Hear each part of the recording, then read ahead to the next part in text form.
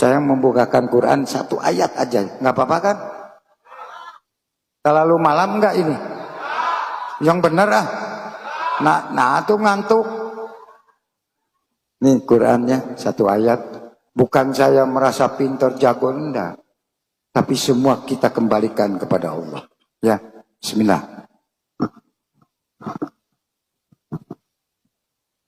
Ini surat dan ayatnya. Ya.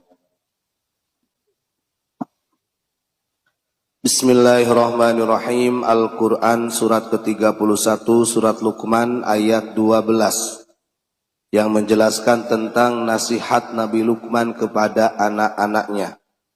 Walaqad ataina Luqmanal hikmata anishkur lillah wa may yashkur fa innama yashkuru li nafsihi wa man kafara fa innallaha ghaniyyun hamid.